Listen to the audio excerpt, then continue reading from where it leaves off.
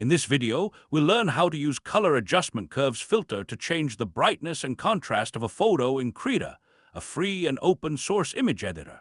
Start by opening the photo that you want to edit in Krita.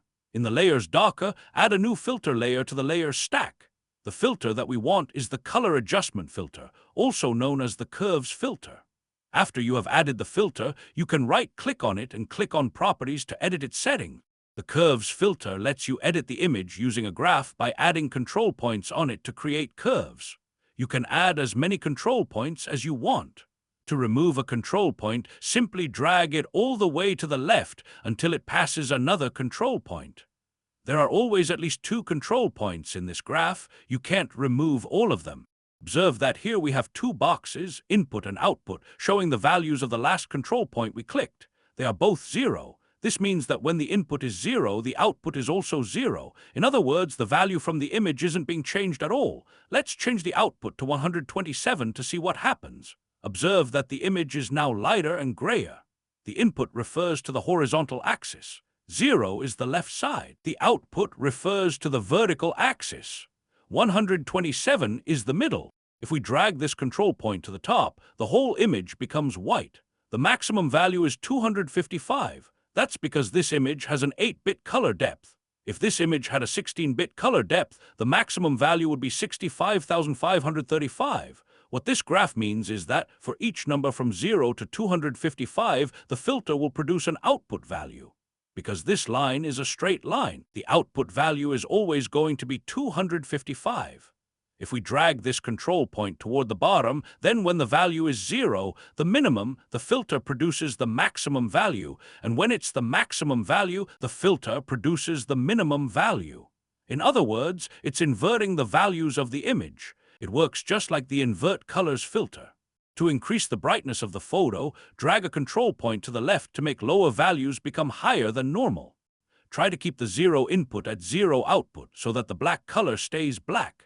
Similarly, try to have a slope toward the maximum value. If you move the control point too much, the top part will become a straight line. This is bad because it means multiple input values are becoming the exact same output value. For example, every color in the original image from 128 red to 255 red will become the maximum red. You lose a lot of detail in the photo when that happens. To decrease the brightness of the photo, do the opposite. Again, it's a good idea to avoid making the bottom part become a straight line because it will turn any dark colors into pure black. To increase the contrast of the photo, we need to make the values change quickly from low to high. We can do this with an S-shaped curve. If you don't mind losing detail, you can also simply move the 2 control points at the edges toward the center. To decrease the contrast of the photo, we do the same thing but with the vertical axis instead of the horizontal axis. The vertical axis is the output. When the range of possible outputs is narrow, in other words, when all possible outputs look more similar, we have less contrast between them. Observe that this makes the image grayer because we're turning black and white into gray as well. We can improve this with an S-curve. Now the middle values are more similar, but black is still black, and white is still white.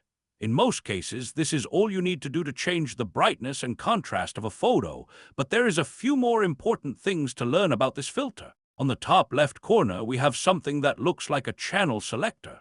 The way this button works is very confusing. In fact, according to fundamental principles of user interface design, the way this button works is completely wrong. If you click on this button, you'll see a list of channels you can select. Let's try selecting the red channel. While the red channel is selected, the curves only affect the red channel. This means we can remove all the red from the image by decreasing the maximum output of this filter. The problem is that this button doesn't select which channel the filter affects. It merely selects which curves we are currently editing. This means if we switch to another channel, the filter will still be affecting the red channel.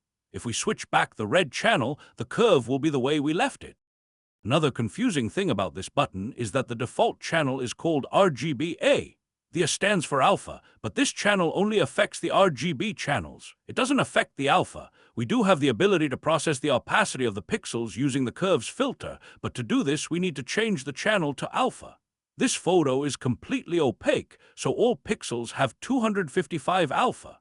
If we decrease the maximum output, it has the same effect as lowering the opacity of the image. There is one last trick that I want to teach you. You may have noticed that the values of the curve's filter are integers, they are whole numbers. You can't have the value 1.5, for example. It's either 1 or 2. This has surprising effects when we try to combine multiple filters together.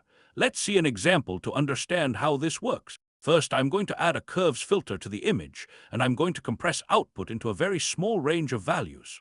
I'm going to make the maximum output 1. This means that every pixel in the image has a red value that is either 0 or 1, a green value that is either 0 or 1, and a blue value that is either 0 or 1. It's almost black, but it isn't black. Now I'm going to add a second filter to the image, and with this filter I'm going to do the opposite. This is going to expand the from 0 to 1 into from 0 to 255. It's like we're dividing by x and then multiplying by x again. Normally we would end up with the same number we started with. However, because the number is rounded to an integer after we divide by x, when we multiply by x, we end up with a completely different value. As you can see here, the image gets these large, flat areas.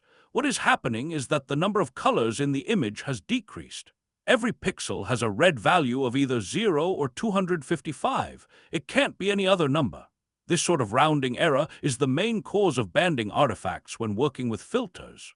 There is no way to stop the loss of precision. The curves filter is always going to lose some of the original data of the image because that's simply how this filter is supposed to work. However, there is still a way to make the precision loss imperceptible in practice. To do this, we're going to the menu bar and click on Image, Convert Image Color Space. Then we're going to change the color depth from 8-bit integer to 16-bit integer. The funny thing about this is that it sounds like we're just making the numbers twice as big. After all, 16 is 2 times 8. However, look at what happens when we convert the image. Look at this, it's like the filter isn't even doing anything anymore. What happened? If we go to the filter properties and click on a control point, we can see the reason. The 16-bit precision is so large that what used to be from 0 to 1 became from 0 to 256. Since our image only had values from 0 to 255 to begin with, they can all fit inside this minuscule fraction of the 16-bit range. This really puts in perspective the massive difference in precision from 8-bit to 16-bit color depth, doesn't it?